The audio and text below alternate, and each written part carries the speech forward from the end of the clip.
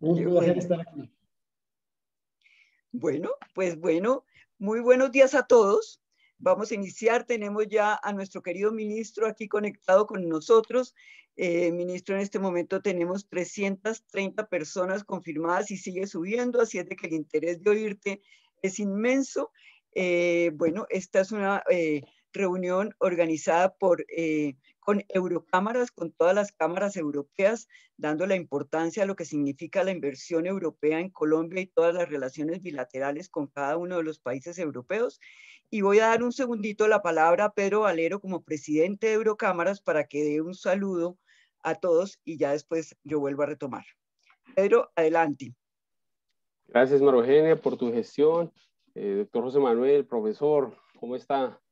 Me alegra mucho que esté de nuevo con nosotros. Soy Pedro Valero. Buenos días a todos, director también de la Cámara Francesa. Quiero agradecer a Guillaume Sénéclos, presidente de la Cámara Francesa, así como todos los demás presidentes y directores de las demás eurocámaras que conforman esta asociación. Solo para rápidamente una breve introducción, las eurocámaras son 7 países que la conforman, 5 activos y 2 con voz. Tenemos a la Cámara Alemana, la Cámara Española, la Cámara Francesa, la Cámara Holandesa, la Italiana, la Británica y la Suiza. Nosotros federamos alrededor de 1.200 empresas afiliadas que generan 200.000 empleos directos. Entonces el impacto que tienen estas eurocámaras es bastante importante y nuestro objetivo principal es, como el de todas las cámaras también binacionales, es promover el desarrollo de las relaciones de negocios entre la Unión Europea y Colombia. Le agradezco mucho por su tiempo, a todos por conectarse. Es muy interesante todo lo que nos tiene que contar sobre la ley de inversión social. Y bueno, al final ya miraremos las preguntas y pues María Eugenia, gracias que vas a hacer la función de moderadora. Gracias. Bueno, pues nuevamente muchísimas gracias a todos por conectarse. Muchísimas gracias, querido ministro, por estar con nosotros. Es de verdad un gusto grandísimo, como siempre, verte, oírte y todo lo que estás haciendo por este país. Y entonces yo quiero simplemente señalar que no solamente el tema de las empresas que están radicadas en Colombia, que generan toda esta cantidad de empleos, sino que la inversión extranjera europea en Colombia sigue creciendo. Y dentro de la pandemia, a pesar de que de todos los países del mundo obviamente bajó por la situación que todos conocemos, la Unión Europea en Colombia siguió con una baja muy, muy, muy pequeñita con relación al resto de los países, cosa que nos alegra montones, nos encanta tenerlos aquí y adicionalmente porque son países que han sido cercanos a Colombia hace muchísimo tiempo, no solamente en temas económicos, sino también de cooperación internacional, cooperación de educación, cooperación a la paz, etcétera. Entonces, pues en ese orden de ideas, es un gusto tenerte aquí y dar la oportunidad a todas estas empresas afiliadas de que oigan a nuestro querido ministro que está con nosotros y voy a hacer una pequeña resumen de su hoja de vida porque si lo digo todo no terminamos, es inmensa y tiene una cantidad de méritos inmensos para estar en el cargo en que esté y haber recorrido todo lo que ha hecho en este país. Pues el doctor José Manuel Restrepo se graduó del Gimnasio Campestre, es economista y especialista en finanzas de la Universidad del Rosario, con maestría en economía del London School of Economics, alta gerencia en el INALDE, Business School de la Universidad de La Sabana y doctor en dirección de instituciones de educación superior en la Universidad de Bath. Fue rector del Colegio de Estudios Superiores de la Administración del CESA, vicerrector y posteriormente rector de la Universidad del Rosario, y ejerció la rectoría de la Fundación Empresarial de la Cámara de Comercio de Bogotá. Fue gerente de planeación financiera y presupuesto de FONADE, perteneció a la sala institucional del Consejo Nacional de Aseguramiento de la Calidad de la Educación Superior del Ministerio de Educación. También se ha desempeñado como consultor empresarial, así como asesor en temas de calidad y acreditación de instituciones de educación superior. Ha sido colaborador de Caracol Radio como analista y ha tenido innumerables columnas en El Espectador y El Nuevo Siglo y adicionalmente innumerables escritos sobre distintos temas de la economía nacional.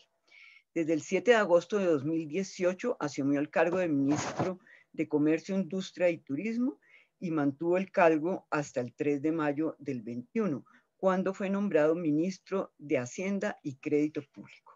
Muy querido José Manuel, bienvenido a esta reunión y bueno, esperamos tus maravillosas palabras para que nos cuentes todo lo que está pasando con esta ley de inversión social y cómo vamos a ayudar a este país en la reactivación económica y en salir adelante todos unidos. Muchas gracias. Muchas gracias, María Eugenia. También a Pedro un saludo muy especial, a todos y cada uno de los miembros de Junta, presidentes de las distintas cámaras que hacen parte de Eurocámaras, a todos los miembros de las distintas cámaras binacionales y a todos y cada uno de los participantes en este evento, pues un saludo muy cordial. Yo quiero en primer lugar destacar y valorar esta invitación con ustedes, entre otras además porque he sido siempre un abanderado y defensor, pero además promotor de las relaciones entre Colombia y Europa en distintos escenarios. En el Ministerio de Comercio, pues me tocó no en una, sino en varias oportunidades, no solamente hablar con ustedes, sino hablar con todas las cámaras. Y lo hice con el cariño, el aprecio, además con la convicción de que la relación colombo-europea es una relación muy importante. Y es muy importante primero porque tenemos un vínculo histórico, unos lazos históricos, culturales. También porque creo que ha sido valiosísima para construir esos escenarios de país en donde nos hemos venido embarcando. Más recientemente, esta construcción de la paz con legalidad, por ejemplo.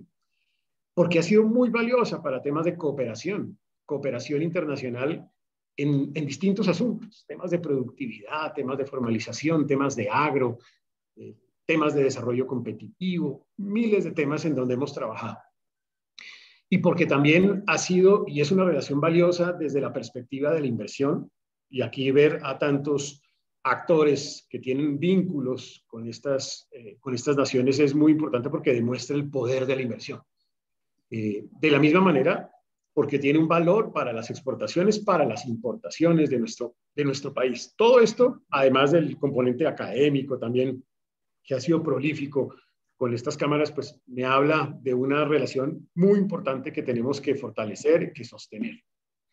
Yo quedé con María Eugenia en hacer una presentación sobre en qué consiste el proyecto de inversión social, pero yo no puedo arrancar esa conversación sin hacer una referencia a lo que fue el inicio del periodo de gobierno.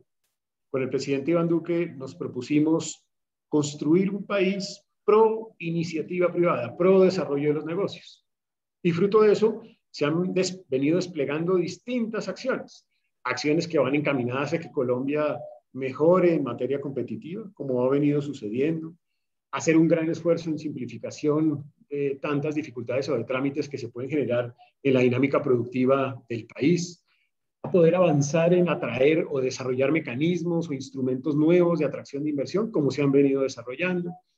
A avanzar también a identificar nuevas fuentes de crecimiento de largo plazo en distintos sectores de la economía y a fortalecer toda una política en materia de emprendimiento. Con eso en mente, nosotros arrancamos a hacer un gran esfuerzo. Y debo decirles que a diciembre del año 2019, Colombia obtenía una tasa de crecimiento que era posiblemente la más alta para economías de su tamaño en toda América Latina. Obteníamos también en ese momento el resultado del déficit fiscal, el mejor resultado de déficit fiscal en por lo menos 8 años en la historia del país. Lográbamos también en ese instante superávit fiscal primario, cosa que no se lograba 7 años atrás en el país. Y veníamos con cifras récord en distintos sectores. El comercio interno venía teniendo una tasa de crecimiento que nunca se había dado en la historia de nuestro país. También los sectores industriales ya para los 2 primeros meses del 2020 tenían tasas de crecimiento muy importantes. Veníamos con sectores de servicios, en fin, turismo, otros sectores dando una tasa de crecimiento muy importante. Yo recuerdo particularmente enero, febrero del 2020 con tasas de crecimiento por encima del 4%. Y allí es cuando llega ese enemigo invisible, ese enemigo incierto, respecto del cual pues no había capacidad de anticiparse a que se iba a presentar y respecto del cual tampoco existe un manual de respuesta a pandemias, porque la última fue hace más de 100 años en nuestro país. Pero así fue, tuvimos que enfrentar una pandemia. Somos una generación a quien le tocó vivir ese momento difícil en la historia de una nación. Y nos tocó a nosotros. Y a nosotros nos tocó lidiar con el impacto de esa pandemia. La pandemia, claro que dejó dificultades. Yo lo digo de una manera coloquial, pero es diciente. La pandemia nos dejó heridas y nos dejó cicatrices. Y nos dejó heridas profundas y cicatrices profundas. La pandemia destruyó, por ejemplo, buena parte de los años que habíamos avanzado en destrucción de la pobreza. Y la pobreza y la pandemia nos dejó incrementos en los niveles de pobreza extrema y de pobreza monetaria, sustantivos, no fueron crecimientos menores. La pandemia también nos dejó unos niveles de desempleo más altos, unas pérdidas en las tasas de ocupación en nuestro país. Y la pandemia también nos incrementó los niveles de inequidad en Colombia. También destruyó parte de lo que habíamos logrado en tantos años. Esto no solamente sucedió en Colombia, esto sucedió en el mundo entero, naturalmente. Todo eso nos lleva a que la pandemia conduce a una tasa de crecimiento negativo en el año 2020 del orden del 6.8%. Esa tasa de crecimiento, entre otras además, fue inferior a la que muchos otros con mensajes apocalípticos estaban anunciando. Para muchos, la tasa de crecimiento de la economía en el 2020 iba a ser negativo del 8%, algunos otros negativo del 9%. Y no sucedió. De hecho, incluso cuando se compara en América Latina, es una tasa de crecimiento, de caída del crecimiento alta, pero no es mucho más alta que una gran proporción de países en la región. Y esto lo digo simplemente para decir que no lo fue, entre otras además, porque hubo necesidad, y ahí es donde tuvimos que intervenir, de hacer una política contracíclica gigantesca. Y cuando digo gigantesca, es gigantesca. Una política contracíclica que representó 11% del Producto Interno Bruto dentro y fuera de presupuesto. Esa política contracíclica ustedes la vieron reflejada en varias cosas. Primero, cómo atender el sector de la salud. Y en el sector de la salud fueron primero las pruebas. Fueron lograr que en muchos de los hospitales de nuestro país tuviéramos acceso a unidades de cuidado intensivo con sistema de ventilación, que no existía para muchos de los hospitales. Ustedes van hoy a un hospital, por ejemplo, el de San José del Guaviare, y se encuentran con que tiene toda una dinámica, toda una infraestructura tecnológica y física para atender en una unidad de cuidado intensivo con sistema de ventilación. Inversiones también en el recurso humano, en el sector de la salud, para fortalecerlo y tener la capacidad de atender a los pacientes. Recursos también de liquidez para que los sistemas, las IPS, pudieran atender a tantos pacientes en momentos tan difíciles. Eso solo un ejemplo de lo que se hizo en salud. Hubo necesidad también, en segundo lugar, de atender a millones de personas que entraron en situación de vulnerabilidad. Seguramente para los 421 participantes en esta reunión, pues la pandemia es un problema, sí, fue un problema, dificultades grandes desde el punto de vista del sector empresarial. Piénsenlo ahora como familia. Cada uno de ustedes pues se enfrentó a los cierres, a esos denominados lockdowns o cierres de actividad productiva. Pero para una persona que tiene capacidad de ahorro, como seguramente es los participantes de esta reunión, pues el cierre de actividad productiva desde el punto de vista familiar es un problema, pero finalmente hay una capacidad de ahorro para en un momento determinado tratar de responder a satisfacer una serie de necesidades que no se pudieron haber generado con ingresos. Pero no pasa eso para el 70% de los colombianos, que viviendo en la informalidad necesitan vivir del día a día. En otras palabras, si hay un lockdown, si hay un cierre de actividad productiva para el informal, eso significa que ese día no hay ingreso. Y si ese día no hay ingreso, pues no hay con qué atender las necesidades básicas de alimentación, porque no hay capacidad de ahorro. Ahí está la diferencia. Entonces, atender a los vulnerables se convirtió en un derrotero central como gobierno. Y no podía ser de otra manera. ¿Cómo entonces atender a esa población vulnerable? Y ahí vinieron distintas estrategias. Vinieron estrategias de subsidios, por ejemplo, en temas de servicios públicos, por ejemplo. Vinieron estrategias de transferencias a las entidades territoriales para que tuvieran capacidad de llegar a la ciudadanía. Otro ejemplo de lo que se pudo haber hecho.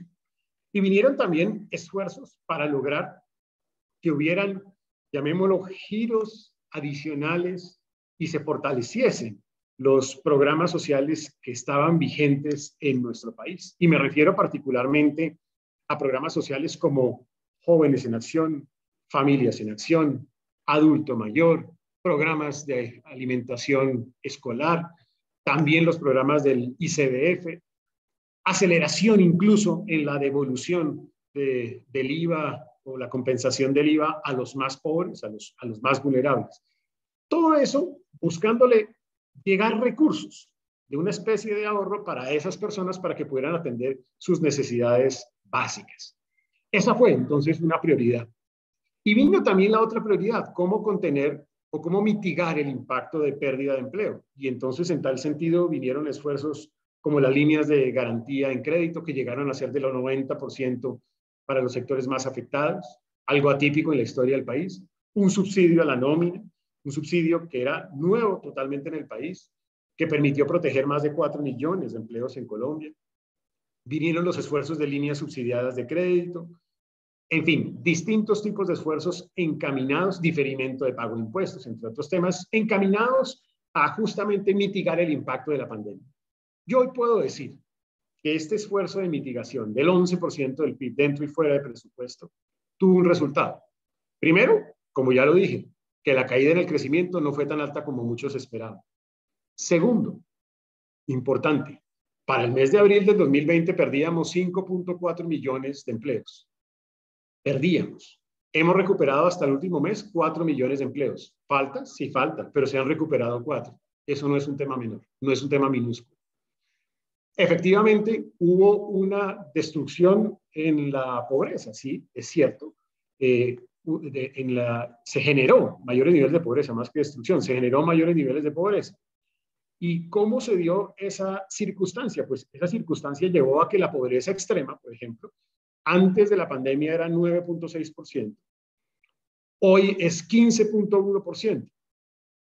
Pero una cosa muy importante, si no hubiese existido, ojo a eso, si no hubiese existido esa política contracíclica de lucha contra la pobreza, esa pobreza extrema fácilmente, sin ninguna mayor dificultad, hubiese sido posiblemente del orden de un 19 a 20%. Es decir, de no haber existido esa política contracíclica, la pobreza prácticamente se hubiera más que duplicado, extrema en nuestro país. Y eso es un tema crítico. La pobreza monetaria subió de 35.7 a 42, pero hubiera podido llegar a ser del 46%. Eso significa que aquí hubo un esfuerzo muy importante para contener el impacto de la pandemia. Los flujos de capital no llegaron en el año 2020, cayeron en el 2020. Pero también es importante decir que Colombia fue el país que en América Latina más flujos netos de capital recibió. Entonces, ahí tuvo una compensación del esfuerzo que se realizó en esa política contracíclica. Sin embargo, esa política contracíclica tiene un costo. Y ese costo es inevitable. Una política contracíclica sumado a la pandemia, ¿qué nos genera? Piensen ustedes. Se caen los ingresos, porque obviamente los sectores productivos están cerrados, tienen menos ingresos, no reportan ingresos fiscales. Punto número 2, se elevan los gastos. ¿Por qué se elevan los gastos? Pues se elevan porque necesariamente hay que atender lo que acabo de señalar.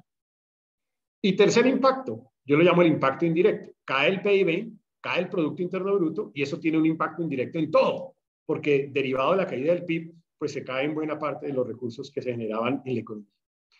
Por eso, y este es el punto y el preludio para esta conversación, hoy enfrentamos 3 desafíos. Enfrentamos el desafío social. Ese desafío social es el desafío de seguir atendiendo a millones de personas que aún siguen siendo vulnerables del impacto de esta pandemia. Enfrentamos hoy también el desafío fiscal, y es que obviamente, como resultado de lo que acabo de decir, el déficit fiscal, que era el récord histórico, el mejor en la historia del país en el 2019, se multiplica más que por 3 veces y llega a ser del orden del 7.8% en el año 2020. Ese déficit fiscal, pues es un déficit fiscal significativo que obviamente supone o requiere un endeudamiento mayor y por eso el nivel de endeudamiento público transita del 50 en esa primera etapa aproximadamente a poco más del orden del 60%, 60 a 65%. Sí, 15 puntos porcentuales adicionales, cierto. Estados Unidos subió 19 puntos porcentuales el nivel de deuda pública. El Reino Unido subió 18 puntos porcentuales el nivel de deuda pública. Pero claro, nosotros somos un país de ingreso medio y nuestra capacidad para enfrentar el impacto digamos, fiscal es más limitada. Es obvio que es más limitada. Entonces tenemos un desafío fiscal. Reducir el déficit fiscal, reducir el nivel de deuda pública de una manera gradual, progresiva, ordenada, cuidadosa, porque seguimos en pandemia, tampoco se nos puede olvidar. Y todavía hay sectores muy afectados, aún como resultado del impacto de esta pandemia. Y tenemos el tercer desafío, que es el desafío de la reactivación, del compromiso por Colombia, de sacar adelante y generar mayor crecimiento. Y afortunadamente se ha venido logrando. El primer trimestre del año nosotros estamos creciendo comparativamente como uno de los que más crecen países OECD, y las cifras que estamos viendo en estos meses nos indican que hay un buen comportamiento, sin perjuicio obvio del impacto triste que tuvieron los bloqueos de vías y los actos vandálicos que destruían infraestructura pública, infraestructura privada.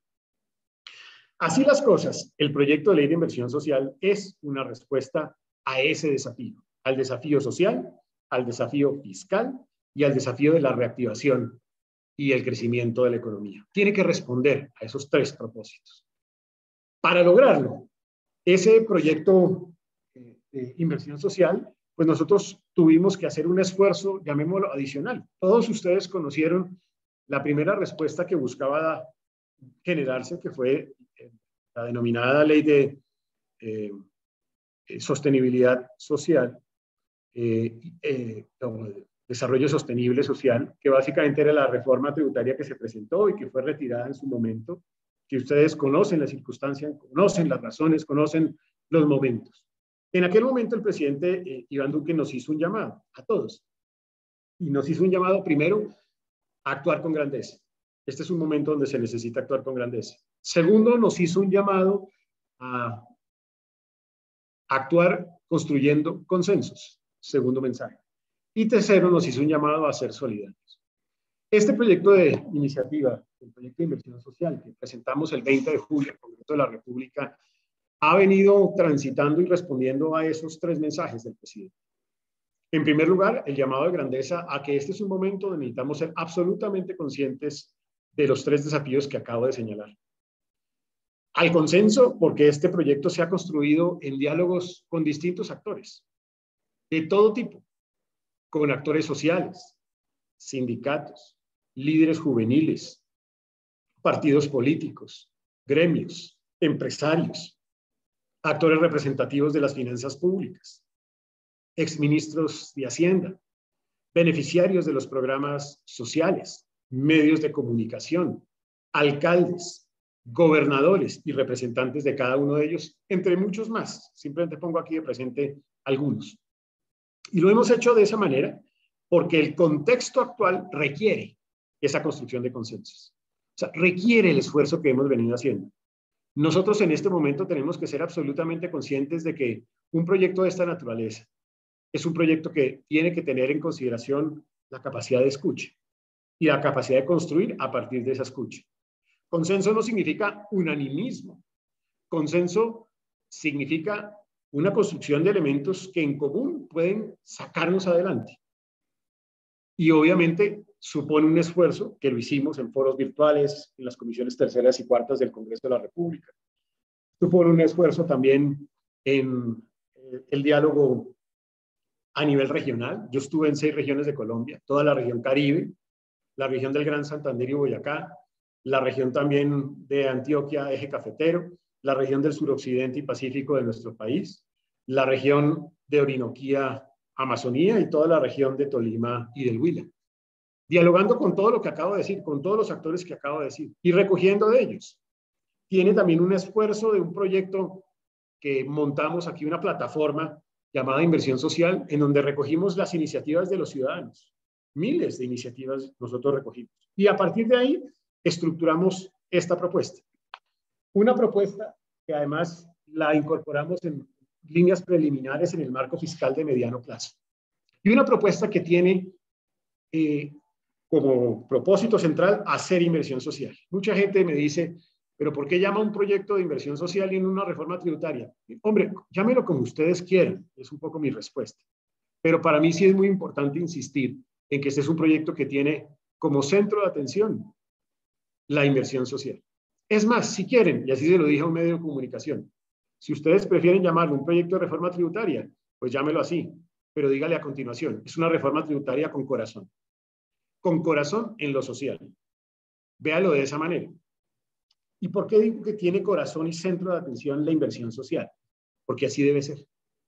Y así debe ser, entre otras, además, para enfrentar el momento que estamos viviendo. Yo he tenido la oportunidad de reunirme con muchos de estos actores sociales que hoy en día sufren como resultado aún del impacto de la pandemia. Por eso, dentro del proyecto de inversión social, hay por lo menos 4 o 5 propósitos de ese orden. Primero, ¿cómo atender a tantas mujeres, familias, entre otras además familias en donde el 60% están en cabeza de una mujer, para quienes en este momento estamos o enfrentan la dificultad de que no tienen con qué satisfacer sus necesidades básicas de alimentación o de pago de servicios públicos, entre otros temas? Por eso hablamos de que este proyecto primero tiene como el propósito, uno de los propósitos, en fortalecer el programa de ingreso solidario. Quiere decir, transitar de 3.1 millones de familias que tenemos actualmente a tener un número de por lo menos unas 4.1 millones de familias en nuestro país beneficiadas de este programa de ingreso solidario, extendiéndolo de forma temporal, ¿sí? Hasta diciembre del año 2022. ¿Por qué creemos que esto es importante? Porque ahí hay una preocupación social legítima en muchas personas en nuestro país.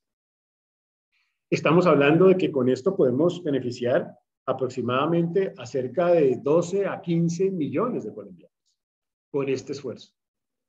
Tiene un segundo propósito, un segundo esfuerzo, y es o se materializa en esa expresión de un joven universitario cuando me decía, ministro, yo no tengo trabajo porque no tengo experiencia laboral, pero nunca acumulo experiencia laboral porque nadie me da trabajo. Ese círculo vicioso hay que romperlo. Es más, si yo pudiera resumir mis conversaciones con los líderes estudiantiles, y estuve con muchos líderes estudiantiles, pues encontramos que la preocupación central es empleo, empleo y más empleo. Por eso esta propuesta crea un subsidio para generación de empleo. Primero en cabeza de los jóvenes de 18 a 28 años, cubriendo hasta el 100% de los costos de seguridad social a través del pago del 25% de un salario mínimo mensual legal vigente, de tal manera que por un periodo de tiempo estos jóvenes puedan tener la oportunidad de acumular experiencia laboral, sea la primera, la segunda o la tercera, no importa. Y también, derivado de nuestras conversaciones, surgieron también la inquietud de cómo lograr atender las necesidades de empleo de mujeres mayores de 40 años, mujeres en general, hombres, personas en situación de discapacidad. Y allí se contempla hasta un 50% de subsidio de los costos de seguridad social. Con lo uno y con lo otro creemos que podemos llegar a generar del orden de unos 700.000, 700, 800.000 empleos en nuestro país. Es la meta que nos hemos propuesto. Y este es un subsidio que va al sector productivo, va a ustedes. Va a ustedes para que con sentido de grandeza y solidariamente puedan contribuir también en la vinculación de esos jóvenes con ese nivel de subsidio a el propósito de generar empleo en nuestro país. También quisimos avanzar en poner en práctica una política que tenía ya un primer paso con Generación E, y es lograr que en Colombia, de verdad, los jóvenes que están en instituciones de educación superior públicas que tienen condición de vulnerabilidad puedan tener matrícula cero, matrícula gratuita. Y eso lo que significó fue avanzar a que hubiera gratuidad en la educación superior en instituciones oficiales. Y con esto estamos beneficiando a cerca de 700.000 jóvenes, el 97% de la población juvenil que está en estas instituciones de educación superior con esa condición de vulnerabilidad públicas. Incluimos también un componente para que pudiéramos avanzar a entregar estímulos y también alivios a jóvenes en programas como el del ICETEX y otros fondos de acceso a la educación superior, que creemos que era importante porque era un reclamo y es un reclamo generalizado de la juventud. Y finalmente se incluyó un subsidio a la nómina de nuevo entre los meses de julio y los meses de diciembre retroactivo para el micro y el pequeño empresario, focalizado en micro y pequeño empresario exclusivamente, que busca incluso bajar a que no solamente hubiera los beneficiados desde más de 3 personas, sino de 2 personas, porque eso incluye una cantidad, cientos de miles de personas naturales que tienen actividad comercial. Ese es el propósito de esta primera parte del corazón social de la iniciativa. Y como lo dije, es una respuesta a ese desafío social. Una respuesta que no es menor, por el contrario, es una respuesta importante la que está dando esta iniciativa. ¿Y por qué digo que es importante? Es importante porque con esta iniciativa, sumado a los programas sociales vigentes, nosotros tendríamos aproximadamente unas 25 millones de personas beneficiadas de alguno de estos programas. Este significaría la estructura de protección social más importante que tendríamos en nuestro país, necesaria, repito, como resultado del impacto de la pandemia, y con una meta. Y la meta es que la respuesta que vamos a dar es una respuesta que nos va a permitir retroceder a los niveles de pobreza que teníamos antes del impacto de la pandemia, incluso menos, o sea, lograr recuperar el tiempo perdido, los 8 años perdidos que tuvimos en pobreza extrema, también en pobreza monetaria, mejorar también en materia de equidad y ojalá acercarnos a la recuperación en el nivel de empleo que teníamos antes del impacto de la pandemia. Ese ha sido el propósito social de esta iniciativa. Si es el propósito social, ¿cuál es la forma de financiar ese propósito social que se suma, repito, al propósito fiscal, que es reducir la deuda pública y reducir el déficit fiscal?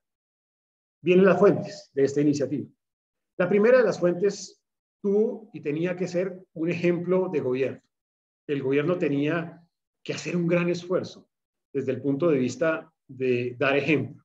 Y en tal sentido se incorpora posiblemente el programa de austeridad en gasto público más ambicioso que se ha diseñado hasta este momento en una reforma tributaria, en donde el gobierno calcula llegará a ser un ahorro anual del orden de 1.9 billones de pesos, 0.2% del PIB.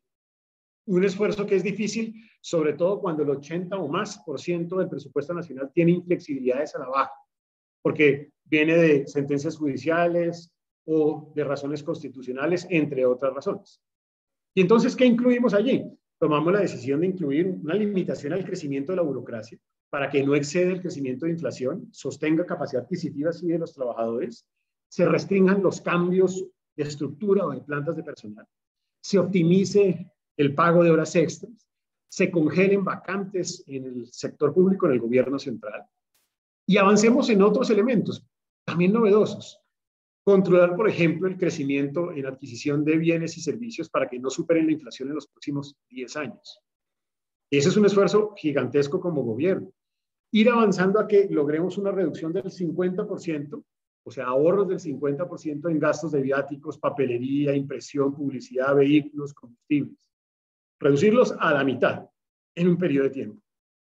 Unos con mensaje, llamémoslo político, no renovar telefonía celular o planes de telefonía móvil, buscando con eso también señalar que estamos comprometidos aún en esos gastos. Hacer un control en costos de arrendamiento en instalaciones físicas. Tenemos que lograr que las entidades del Estado, el gobierno central, sean más cuidadosas en no llegar a lugares en donde sean muy costosos dentro de las ciudades y buscar hacer una renovación de los arrendamientos. Pero también para que avancemos en teletrabajo, en eventos virtuales, en el trabajo en casa, entre otros temas. Avanzar en un análisis junto con la Dirección de Protección para que haya una racionalización en esquemas de seguridad. También creemos que hay una opción de ahorro. Incluye también un control a los contratos de prestación de servicios, salvo los esenciales, para llegar hasta un 10% de reducción de ahorro y mínimo un 1% anual. Y avanzar también en una reducción no inferior al 5% anual en los próximos 5 años en temas de transferencias distintas a las constitucionales, a las que son obligaciones, llamémoslo, legales. Y otorgaríamos facultades al gobierno nacional para que en un periodo de 6 meses pueda suprimir, fusionar, escindir, modificar entidades, o no solamente también entidades, sino en general sociedades de economía mixta, sociedades descentralizadas, dependencias, organismos del Estado. Todo esto con el objeto de avanzar, repito, en este proceso de racionalidad o de racionalización o austeridad del gasto público. En segundo lugar, teníamos que dar ejemplo también en lucha contra la evasión, y allí nos propusimos incorporar una generación de ingresos por el orden de 2.7 billones de pesos. Es uno de los esfuerzos más altos, sí, es una continuidad al que ya hemos venido haciendo también por parte de la DIAN, en donde se ha venido haciendo un esfuerzo que, para que se hagan una idea, a julio de este año hemos logrado recaudar 8 billones de pesos en lucha contra la evasión y el contrabando, con medidas como la cláusula antiabuso, determinación de proveedores ilícitos, el listado de paraísos fiscales, la definición de una retención en la fuente hacia esos paraísos fiscales, el control a deducciones y descuentos, el control de entidades sin ánimo de lucro, que algunas de ellas tristemente se han mal utilizado para este fin. Pero aquí estamos contemplando nuevos instrumentos. El primero es crecer el sistema de factura electrónica, es decir, incluir más documentos dentro del sistema de facturación electrónica. Vemos que ese es un camino indispensable hoy en nuestro país. También avanzar a tener la facturación compulsiva. Ya se avanzó. Este mes lanzamos la facturación compulsiva a los potenciales evasores. Eso se va a complementar con otro esfuerzo. Y es, ustedes se preguntarán, ¿cómo puede hacer la DIAN para acelerar ese trámite? Porque finalmente necesitaría saber el RUT de ese potencial evasor. Porque con esta ley le vamos a dar facultades a la DIAN para que se puedan expedir o sacar los RUTs, de tal manera que yo pueda llegar al potencial evasor más fácilmente. Y después viene el tercer elemento, facturación de renta. Y esa facturación de renta, ¿qué busca? Busca que la declaración de impuestos sea un título valor y por lo tanto se pueda cobrar en un proceso ejecutivo, 6 a 8 meses, ya no 6 a 8 años, como tenemos hoy en día. Y finalmente también vamos a avanzar en otros instrumentos que se usan mucho también en algunos países europeos, la detección de beneficiarios finales, saber quién está detrás de una persona jurídica para tener un registro único de beneficiarios finales, con intercambio de información, que es clave para también identificar evasores, y con identificación de operaciones yo con yo. Y incluimos también un avance para que la venta de bienes inmuebles se haga por su valor real. Hoy en Colombia no se hace así, se hace por el 85% de su valor. No queremos que ese sea el camino, porque por ahí hay fuentes de evasión gigantescas. Con un sistema de georreferenciación, datos estadísticos, ubicación del bien, llegaremos a los notarios y a los notarios les exigiremos que efectivamente tengan en consideración esos valores para que la venta de esos bienes inmuebles sea a valor comercial. Esto lo hago, entre otras, además lo hacemos porque la evasión es una forma de corrupción, no se le puede definir de otra manera, y vamos a atacar esa forma de corrupción. Y después venía otra fuente adicional, con eso estamos ya hablando del 31%, y ahí vino la revisión de cuál era el momento y la manera de hacer. En la conversación con los distintos actores y en la construcción de consenso quedó claro que nosotros no podíamos en este momento tocar ni afectar a las clases medias y a las clases vulnerables. Por eso no se toca el IVA, no se toca el impuesto a pensiones y no se toca el tema de la base de personas naturales en impuesto de renta, que más adelante se pueden revisar en otro momento de la historia del país, seguramente sí, y así seguramente será y deberá ser. Pero este no era el momento para hacerlo. Afortunadamente allí los sectores empresariales expresaron la voluntad, y ahí es donde entra la palabra sentido solidario, de contribuir a esta dimensión.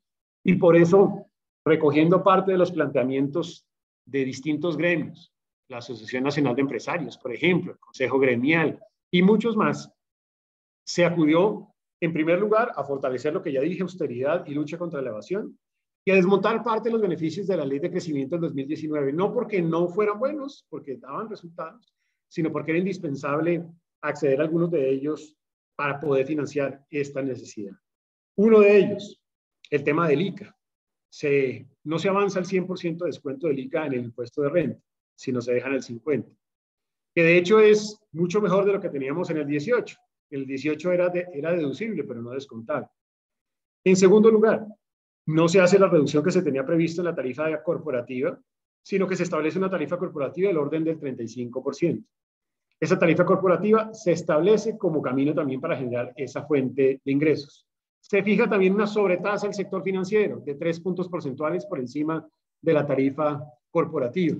Se avanza en una estrategia también de normalización tributaria que regulariza capitales colombianos en el exterior con una tarifa superior a la última que se tuvo, y anunciando, porque ya se logró, que ya tenemos avance en intercambio de información con 110 jurisdicciones en el mundo. Y vamos a ir detrás de estos recursos, y si pues no se aprovecha esa oportunidad, pues habría unos costos significativamente superiores. Esto nos permite recoger el 69% restante, financiar lo social y lograr también la sostenibilidad de las finanzas públicas del país. Tendrá también una serie de elementos de beneficio para las entidades territoriales, otras para el financiamiento privado y público en este momento, pero tiene una columna vertebral importante la iniciativa, y es la de regla fiscal. Nosotros vamos a fortalecer la institucionalidad fiscal. El fortalecimiento de la institucionalidad fiscal permite salvaguardar las finanzas públicas. Tendrá también un mensaje para fortalecer la capacidad técnica e independencia mayor al Comité de Regla Fiscal. Se definirán metas fiscales no solamente basadas en déficit fiscal, sino en deuda pública, que no se habían establecido antes en el país, lo que es un ancla de deuda muy importante. Unos mecanismos de corrección que se dan en el déficit primario para llegar a un nivel de deuda cuando nos acerquemos al nivel de deuda tope, y habrá unas cláusulas de escape definidas con base en criterios internacionales del Fondo Monetario Internacional ante hechos coyunturales que se puedan llegar a presentar. Ese es el capítulo de regla fiscal, lo paso muy rápidamente. Esta iniciativa es una iniciativa que logra reducir el déficit fiscal, generar superávit primario entre el 24 y el 25 y reducir el nivel de deuda pública a mediano plazo hasta un nivel del 60%. Yo he sido absolutamente transparente, y transparente en el sentido de decir que esto representa 2/3 partes del esfuerzo que se necesitaría en el país y que al siguiente gobierno le va a tocar 1/3 parte por lo menos de esa iniciativa.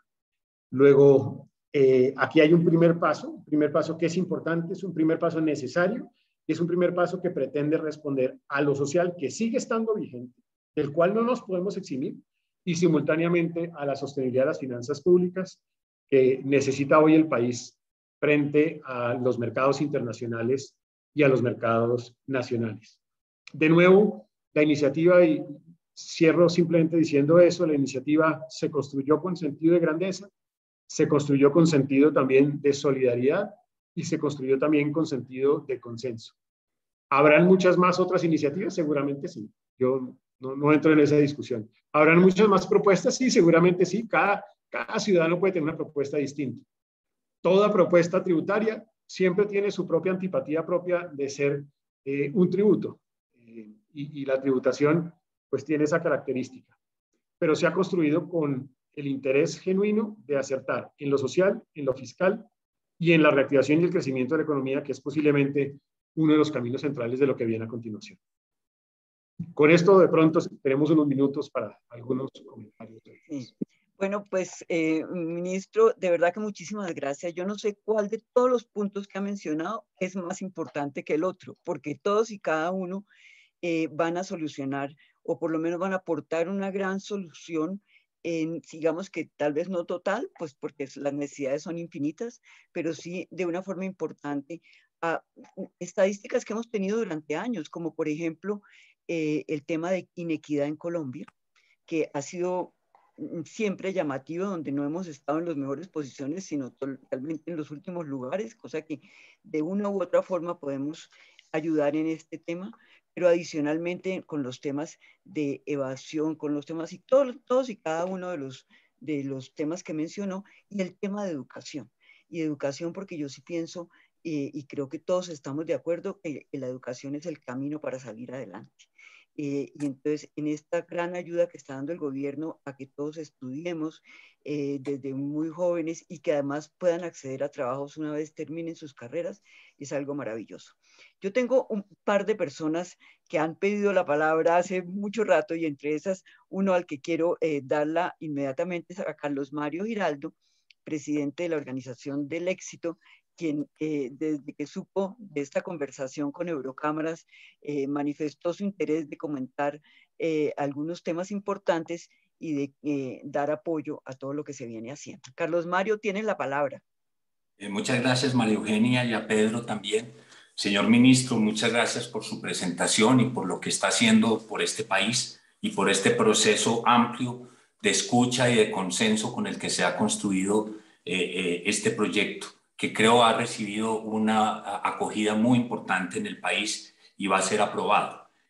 Quiero decirle que todos tenemos que cumplir con nuestro deber de generar empleo. En nuestro caso, además del empleo propio, 37.000 personas, hemos anticipado los pagos a más de 1.000 proveedores, pequeños, medianos y microempresarios. Todavía lo mantenemos, aún después de un año, casi año y medio de haberlo hecho, y creemos que es una contribución muy importante al empleo.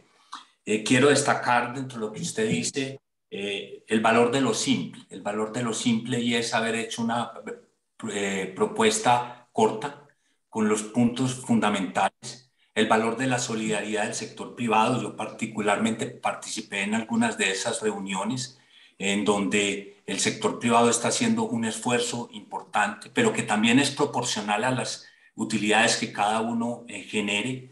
El esfuerzo que usted hizo manteniendo ese 50% del descuento del ICA, eso, por ejemplo, para los pequeños, medianos y grandes comerciantes es muy importante, porque es un sector muy golpeado por la pandemia y de bajos márgenes en este momento, en donde el ICA tiene una gran importancia.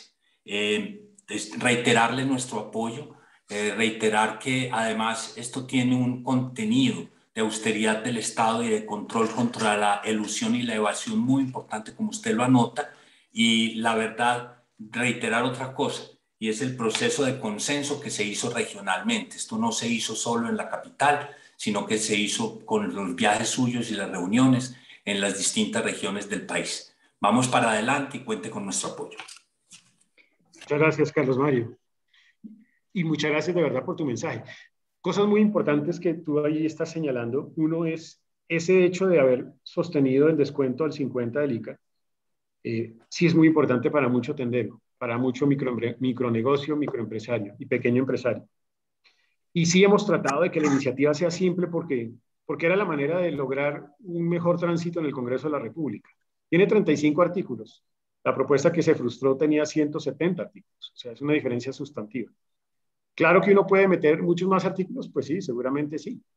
Pero aquí también primaba el sentido de tratar de sacarlo adelante. Y ese ha sido uno de los propósitos centrales. Pues muchísimas gracias, Carlos Mario, José Manuel.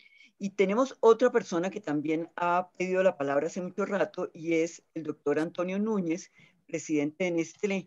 Y en este caso tengo que decir, y Antonio lo va seguramente a rectificar, a reconfirmar, y es que Nestlé ha hecho un tema muy importante, y es comprarle al agro colombiano, cacao, etcétera, de los productos que necesita para su producción mundial en Colombia, de productores colombianos.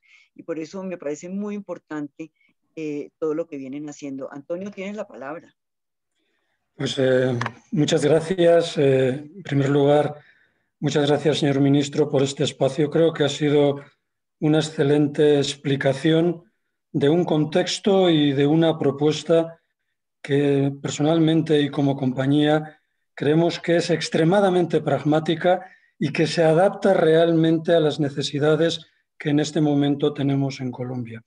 Construir desde lo social, construir en ese sentido ese futuro apoyando a estas personas, a las familias, a las comunidades que en este momento más lo necesitan, es fundamental para garantizar que nuestro proyecto de crecimiento como país vaya adelante. En ese sentido, realmente solamente nos cabe darle la enhorabuena y felicitarle por ese diálogo, por ese consenso que ojalá pues, nos lleve a ver esa ley próximamente materializada. Hay en su discurso un montón de cosas que nosotros realmente compartimos y apoyamos. Los jóvenes en el centro de atención, los jóvenes como víctimas, como víctimas principales de toda esta crisis. Esos jóvenes necesitan el apoyo de las empresas, necesitan el compromiso de las empresas a través de mecanismos que permitan que entren en el mundo laboral, adquieran esa experiencia que finalmente rompa ese círculo vicioso que muchas veces, y usted lo mencionaba, se encuentran. Nosotros estaremos ahí apoyando siempre todo lo que tenga que ver con la educación dual, todo lo que tenga que ver con el emprendimiento, todo lo que tenga que ver con el agroemprendimiento, y realmente creemos que los mecanismos que el gobierno están planteando definitivamente van a favorecer que todo esto realmente adquiera la atracción que merece. Y por supuesto creo que las empresas que estamos en Colombia tenemos que comprometernos con la realidad de Colombia, tenemos que comprometernos con los productores colombianos, tenemos en ese sentido que generar esas cadenas de valor que finalmente nos permitan afianzar toda esta estrategia. Termino como empezaba, felicitándole, agradeciéndole realmente el esfuerzo, agradeciéndole esa búsqueda de consenso y, por supuesto, deseándonos a todos que esto se transforme en una realidad exitosa que el país necesita en este momento. Muchas gracias. Gracias, Antonio. Y tú pones de presente algo muy importante, y es, en ese propósito social, los jóvenes son claves. Yo, como me reuní con varios de ellos, uno siente y tiene que además expresarlo con sentido empático, porque así lo hicimos, que hay una serie de preocupaciones genuinas, válidas. La del empleo, por ejemplo, es muy válida. Tal vez lo decía Carlos Mario. La de la matrícula cero en los más vulnerables también es muy válida. O sea, hay sueños aplazados, frustrados, que necesitan tener una respuesta. En simultáneo, el presidente viene liderando un gran pacto, que va a ser un COMPES, una gran política económica y social de cara a la juventud, pero ya en esta iniciativa, por eso se contemplan alternativas de apoyo a la juventud. Luego yo rescato eso de tu planteamiento, Antonio, porque es central en este país, en este momento. Bueno, pues tenemos, muchas gracias, Antonio. Tenemos preguntas de nuestro público. En este momento tenemos 414 personas confirmadas y hay algunas preguntas bien interesantes. Pero quisiera mencionar algo que además se viene tratando con el ministro desde antes, desde su cartera anterior.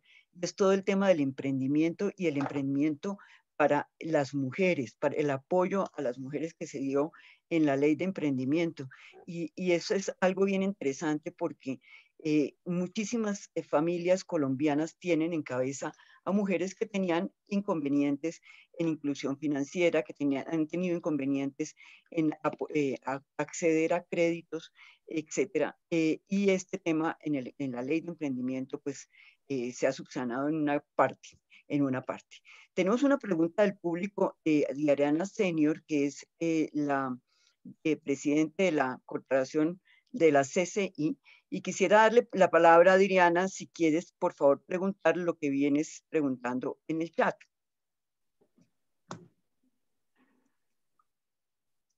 Adriana, ¿estás por allí? Bueno, voy a leerla, no la veo. Aquí está. Que la veré. A ver, Adriana, no, parece que no apareció por allí. Ahora sí, Mario. Ok, listo. Ahora sí. Hola, ministro. Hola, Adriana, ¿cómo estás tú? Bien. Primero estaba felicitándote en el escrito diciéndote que te metiste a algo que solamente tú podías salir adelante, y es hacer consenso antes de lanzar la reforma de corazón. Y me encantó esa afirmación porque no importa el nombre, acá se está pensando en la gente. Y eso es lo que más nos interesa. Yo tengo dos comentarios, ministro. Muchos inversionistas en agricultura que estaban en un proceso de inversión se asustaron por la reforma pasada, y quería ver cuáles son los incentivos que tienen los inversionistas, en especial para agricultura y agroindustria, para ver de qué manera los podemos motivar nosotros para que vuelvan otra vez a creer en nuestro país y que no se nos vayan. Y el otro es que en la CCI estamos impulsando crear 500,000 agroempresarias mujeres rurales, que es un tema bien complejo porque en 16 años hemos llegado a 98,000. Queremos hacerlo, y digamos que lo que queremos nosotros es que las empresas inviertan a través de ESG en estas mujeres rurales. Entonces, ministro, en esos dos temas quisiéramos como ver tu visión y qué recomendación nos haces. No, varias cosas importantes, Adriana. Uno es, yo como por eso lo dije al inicio, a pesar del aumento en la tasa corporativa, cuando yo comparo la tasa efectiva, usando metodología Doing Business, de tributación de renta 2018 a hoy hay una reducción, tanto para empresas grandes como para empresas pequeñas. Entonces, eso lo digo porque de todas maneras ahí hay un avance. Y fuimos cuidadosos en que buena parte de los apoyos que hay para algunos sectores claves del país, por ejemplo, el IVA, el descuento en IVA en bienes de capital, se sostuvo. También se ha podido eliminar. 2, como ya lo señalábamos, el descuento del ICA al 50%. Hubiera podido transitar a deducción, se mantuvo el descuento. 3, los temas de zonas económicas y sociales especiales. 4, los beneficios que estaban en el sector de agroindustria, por ejemplo, también se sostienen. Entonces hemos querido tratar de sostener algunos que lo que buscan es contribuir a que esos sectores sigan siendo motores de crecimiento y desarrollo económico. Y con esto lo que quiero decir es que Colombia sigue siendo un país de oportunidades. Lo único que está es enfrentando una serie de necesidades hoy urgentes en materia social. 2, respondiendo a una realidad que se presentó y siendo pionero. Miren, yo me he reunido con muchos colegas de carteras de Hacienda de otros países y todos ellos están exactamente en la misma dirección. ¿Qué están diciendo? Estamos esperando a ver cómo le va a Colombia para nosotros presentar nuestra reforma. Esto está sucediendo en México, está sucediendo en Ecuador, está sucediendo en muchos lados distintos. Lo que pasa es que nosotros tomamos la bandera, nos pusimos de primero en la fila y hemos tenido que, llamémoslo así, recibir todos los impactos de una decisión responsable, porque lo es, pero las oportunidades siguen vigentes y los mecanismos para apoyar esas oportunidades también siguen vigentes. Muchas gracias, ministro. Yo no quiero dejar de mencionar un tema que me parece muy importante y es todo el tema del turismo. Y conociéndolo profundamente y sobre todo el tema de las conexiones y de ver a Colombia en todo el mundo, conectado con todo el mundo, me parece muy importante lo que se viene haciendo. Y el turismo ha sido uno de los temas, uno de los sectores absolutamente tocados por la pandemia. Poco a poco se viene recuperando. Muy lentamente todavía, porque cada vez que sube la pandemia o baja, o los paros, etcétera, lo afectan nuevamente. Pero sí hacer un llamado de atención muy interesante a todo el tema del ecoturismo y lo que viene haciendo el ministerio con el ministro desde su cartera anterior y esta, a favor del turismo y los beneficios que seguirá teniendo el turismo en adelante por este momento. Entonces, ministro, si quiere hacer algún comentario al respecto, me parece importante. Bueno, yo creo que María Eugenia, ahí nosotros, y algo muy importante es que la iniciativa no pretende ni va a ser un arbolito de Navidad donde cada subsector ponga una bolita de Navidad. Sí hemos sido conscientes de que se necesitan algunas cosas y particularmente está ahí incorporado digamos, esa posibilidad de ese acompañamiento o incentivo que existe en la exención de IVA para hoteles y paquetes turísticos y en la exención de pago en sobretasa de energía por un año más. Pero no tenemos más posibilidad. Digamos, ahí estamos hasta ese nivel y creemos que con esto se puede acompañar a estos sectores. Importante decir, pues que aquí hay que hacer un esfuerzo entre todos y que los esfuerzos no son fáciles en medio también de la escasez. De acuerdo, totalmente de acuerdo y todos ponemos un granito de arena y total apoyo a todo lo que se viene haciendo y en las condiciones que se vienen haciendo y adicionalmente mencionar que de verdad el apoyo de todo el sector empresarial en Colombia, llámese extranjero o nacional, ha sido total y creo que si bien no en el 100%, de las empresas, porque no sabe uno si están todos allí, pero sí por lo menos en un 99%, todos los empresarios estamos conscientes de todo lo que debemos hacer para salir adelante y salir juntos adelante.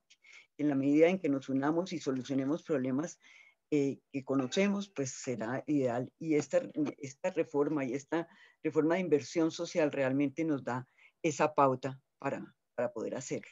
Y muy importante insistir sobre ese punto porque creo que eso sí es atípico y en la conversación con mis colegas lo que ellos han encontrado atípico es que haya un sector empresarial dispuesto y encaminado a contribuir a la iniciativa. Sin esa disposición hubiese sido imposible seguramente presentar esta iniciativa. Hubiera tocado presentarla en contravía de muchos actores en la sociedad. Entonces me parece que esa expresión ha sido algo atípico que entre otras además yo lo celebro, lo agradezco y por eso lo señalaba como una expresión genuina de solidaridad y de grandeza, pero también, y de la misma manera, me parece importante decir que esto no se ha dado en otros países y lo que demuestra es que ese sentido solidario, en nuestro caso, es muy bien, se destaca especialmente en nuestro país comparativamente con muchas otras naciones hoy en el mundo entero. Qué maravilla, pues me alegra eso mucho, pero sobre todo me alegra más los resultados y lo que vamos a poder hacer con todo lo que se viene. Señor ministro, ¿tiene alguna comentario adicional o hay algún comentario más del público que quisiéramos comentar en este momento? No, yo lo que diría es, María Eugenia, agradecerle de nuevo a las cámaras binacionales con los países europeos, a Eurocámaras también, a los empresarios aquí presentes, que llegaron a ser casi 450, y decirles que aquí lo único que tenemos que hacer es salir adelante como país, todos unidos. Yo lo he dicho, es fácil quedarse en la orilla del puente criticando esta o este otro tema. Lo difícil es recorrer el puente y descubrir que en la mitad de él hay la posibilidad de encontrarnos en propósitos que nos unen como país. El empleo, el apoyo a las familias vulnerables, el propósito también de acompañar al tejido empresarial más débil, que es el micro y el pequeño empresario, el propósito de apoyar a los jóvenes vulnerables que necesitan acceder a la educación para que Colombia sea un país con mejor capital humano. Así que aprovechemos ese sentido de grandeza con el cual ustedes se han expresado, ese sentido de solidaridad con el cual han actuado también, y aprovechemos también esta construcción de consensos para que Colombia salga adelante. Porque lo que sí está claro es que si nosotros logramos crecer no al 6, sino al 7, al 8%, nosotros habremos de dar un paso tan largo que rápidamente recuperaríamos buena parte de los impactos, de las heridas, de las cicatrices que nos dejó la pandemia. La pandemia, como ya lo dije, nos dejó enormes dificultades, pero no nos quitó ni las ganas ni la capacidad de resiliencia que históricamente han caracterizado al colombiano y que se ve vivamente en el hecho de que los colombianos, en medio de las dificultades, brillamos y brillamos de mejor manera. Así que construyamos juntos ese propósito de país y les agradezco de verdad a todos ustedes por su presencia en este encuentro. Estarán ustedes de acuerdo conmigo que tenemos un gran líder en esta cartera. Así es de que, querido ministro, muchísimas gracias por todo lo que, sus palabras, por todo lo que viene haciendo, por esta reforma de inclusión social que de verdad es muy importante para el país, y cuente con nosotros, empresarios y personas naturales en todos los sentidos, para ayudar en este propósito y en este propósito tan loable como es sacar a Colombia adelante. Mil gracias. Muchas gracias a todos ustedes. Muchísimas gracias. Gracias.